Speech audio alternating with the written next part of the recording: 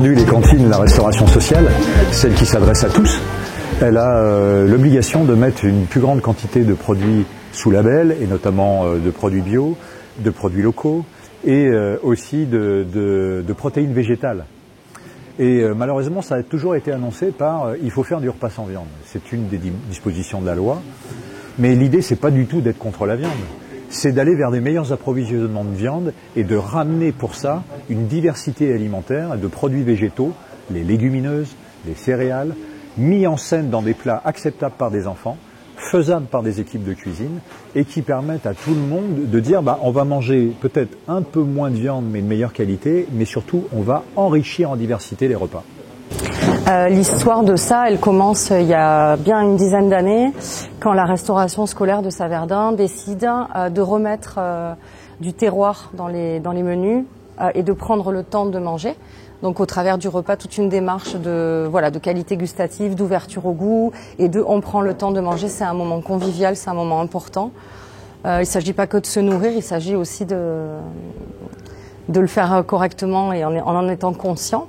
Ça, c'est il y a une dizaine d'années et plus récemment, avec la loi Egalim, qui donne une directive aux restaurations collectives, la restauration scolaire de Saverdun s'est intégrée dans une démarche visant à atteindre les objectifs de la loi Egalim et donc de travailler sur plusieurs plans, l'introduction de produits labellisés et de qualité dans les assiettes. Donc on était déjà sur des produits terroirs, mais en plus on venait rajouter des produits labellisés, biologiques, label rouge, etc. Tous les labels qui sont identifiés par la loi. C'était aussi de remettre,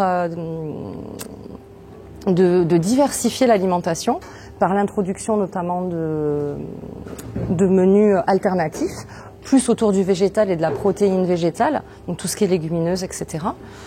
Et aussi des démarches anti-gaspillage, puisque les pesées sont réalisées régulièrement à la cantine. Voilà, donc la restauration scolaire est engagée dans cette démarche depuis 2021.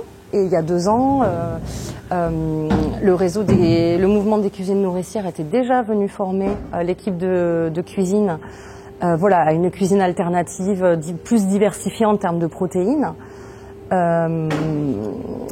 Et on avait cuisiné avec l'équipe de cuisine habituelle, mais aussi l'équipe d'animation. Et ça avait été un moment très convivial et vraiment chouette d'apprentissage.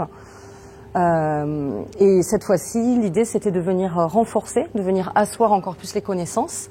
Donc là, on avait une formation qui était plus technique, plus pointue et vraiment très centrée autour des protéines végétales. Ça ne veut pas dire du tout supprimer la protéine animale des menus, bien au contraire, mais ça veut dire permettre d'avoir des menus, de diversifier les sources de protéines pour que quand on mette de la protéine animale, elle soit de meilleure qualité, qu'elle puisse être locale, biologique, de terroir, etc. L'équipe d'animation a été sensibilisée par une de mes journées hier à tout ce qu'on allait faire aujourd'hui. Ils ont été acteurs aujourd'hui en servant le repas, en goûtant. Et effectivement, après, l'idée c'était que tout le monde puisse venir goûter à ce qu'on a préparé. Et c'est un buffet très très complet. Plus d'une dizaine de plats, 3 desserts. Tout ça haut en couleur, riche en saveurs et voilà.